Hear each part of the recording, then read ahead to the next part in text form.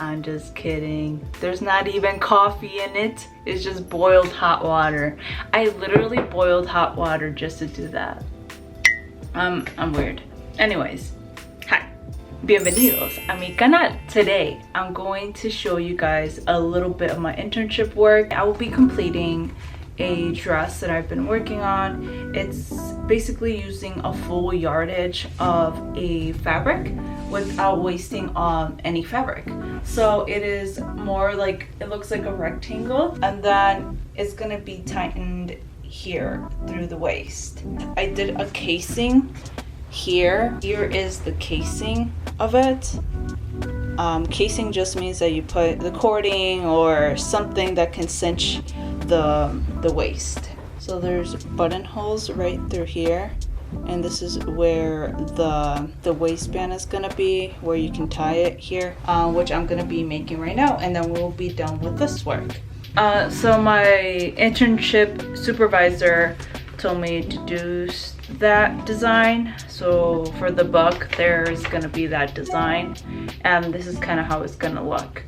And then she gave me the instructions on how to construct it, the measurements. This should fit a person that wears extra small or to medium. The wider the fabric is, the bigger size you can use. So now I have to do the strap, so we're gonna do that. I already have the fabric laid there. I'm gonna make a strip. Because I want to use the whole yardage, I'm gonna cut it from here to here, but since that's kind of like the similar waistline that we have on the dress, I'm gonna do 2 straps and connect it together so it makes it a longer, and then we're not wasting any fabric. Oh, and then I had to do flat sketches of a pant. I'll probably get to that today, so you guys will kind of see me work on that. Okay, so that's what I have to do, so let's go.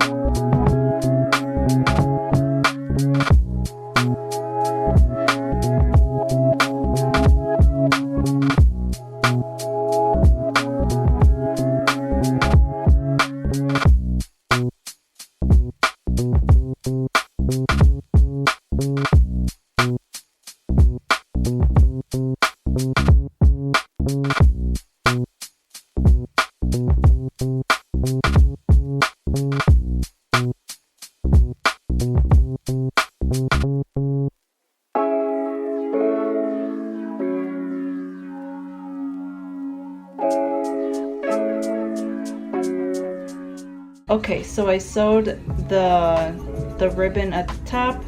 We're gonna sew here now, making sure that this is inside right here.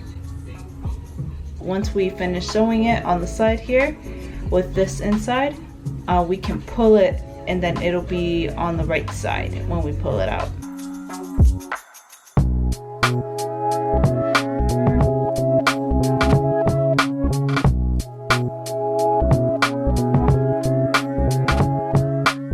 Before you turn this inside out, you have to cut this side where you sewed, and there's like the raw edges. You cut about 1/8 of it. The ribbon is still attached to this, so don't cut it. But now what you're gonna do is pull it.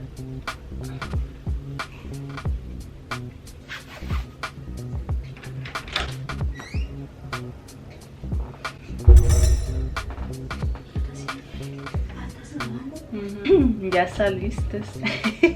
¿Vas a poner tortilla? ¿Qué es? Pistecito en chile verde con nopalitos y un arroz. Oh, yeah. Tortilla? Yeah. How many? Maybe 2, 3. 4. Now we're gonna iron it, and it'll be good. Trust.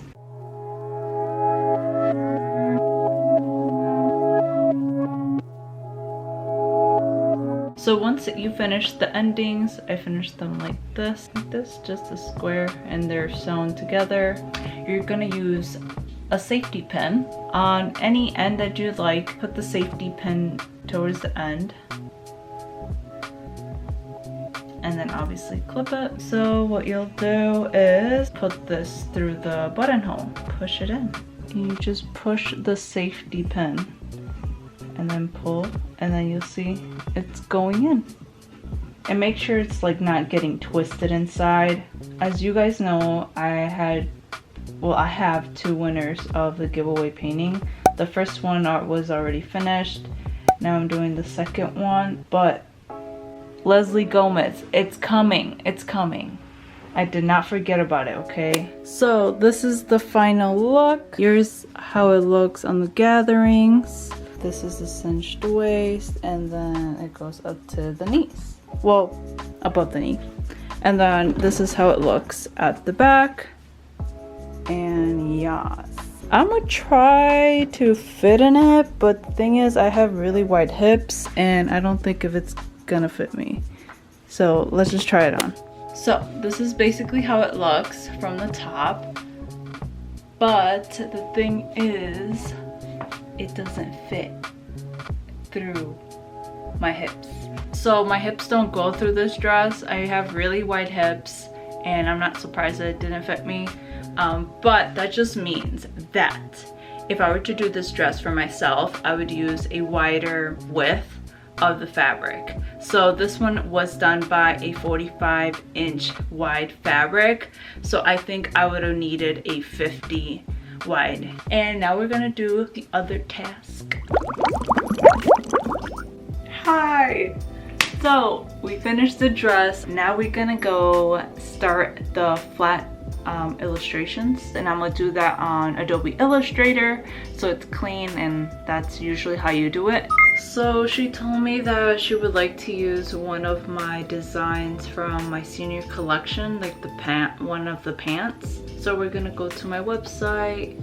Because of coronavirus, I wasn't able to complete the last look. I think like 2 months before it was our fashion show, and that would have been enough time for me to complete the garment. I only completed the muslin for it. So these are the pants. She said to remove the pockets, so I'm gonna do that. Usually when I do technical flats, I use like a template, a basic template. You can find templates on Google. People do templates. I know you can buy them, but I mean, if you find the images on Google, then why not use it? As long as you don't go ahead and like sell that image. We're gonna do the front side first. Do you see how tiny that is? It's okay, we can make it bigger. Make sure whenever you wanna make the image bigger, hold down shift. And I think I want this a lot bigger too, because the focus is the pant, you know? Look how blurry it is. But all I need is like the silhouette. Now we have that as that layer, and then we're gonna add another layer, and we're gonna lock that one, and we're just gonna leave that one there. Start doing the pant. And for you guys that don't know what a technical flat is, basically it's how a clothing item looks when it's flat on the ground or a table. Usually technical flats should be white and black and gray. Gray using it as shadows or to identify that it's in the background. You add the stitching lines as well, so if you're doing like an edge stitch, then you would do like the markings of dashes on there, so it kind of replicates as the stitch lines. Seams, you have to put seams on there. Usually you put this so you can, like, whenever it goes on production, they can see the image and really easily see what the garment should look like at the end. A lot of things are produced overseas, and you know, different languages, different barriers are there, so images is a way for us to communicate clearly of what a garment should look like. Oh, I'm also working on a dress. A good friend of mine asked for a dress like the ancient warrior dress I did. It's like an ancient Chinese warrior dress. I had that inspiration in mind. I did it originally in beige, but they would like it in black, and I'm so excited for it, and I can't wait for them to be wearing it. If you're watching this, you know who you are, and that is definitely coming up. Tomorrow I work 10:15 to 7:15, so I shouldn't sleep too late today. How many of you guys graduated this year? How exciting. A lot of my friends now have like their own jobs. Like I have a couple friends that are teaching now, and some there are in the medical field, and it's so exciting to see people succeed and just see them pursue their dreams. It makes me happy because honestly anything is possible. Okay, so on this part, which is the knee, I was thinking of doing like a piping technique on here. I did this kind of technique already on one of the dresses, which is this. So you see how it's like popping out? That's because I used a thick rope inside that fabric. You have to keep in mind that inside these garments there's gonna be lining, so a lot of the construction will be hidden by the lining. Whenever you're doing technical flats, you do want to do one side first, and then once you complete that one side, you can do the other side by simply flip it so it matches. That's how I do it. There's many ways to do this. There's no wrong or right way of doing it. As long as it looks good, you know, the final product is what matters. Unless you work for a company and they want it a certain way, maybe to easily change it or whatever the case is, then obviously pay close attention to how you connect the lines. And for that, for the lower part, we might have to separately line it so there is clean lines. Also, we would probably use interfacing for this part, the lower part of the leg, since we want it a little stiffer. And then the top part would probably be actual leather. Oh, let tu voz. Okay, I should be quiet. It's 1:41 and I have to go to work tomorrow, so I'll continue tomorrow afternoon. I hope you guys learned something new in this video. I'll see you guys next time.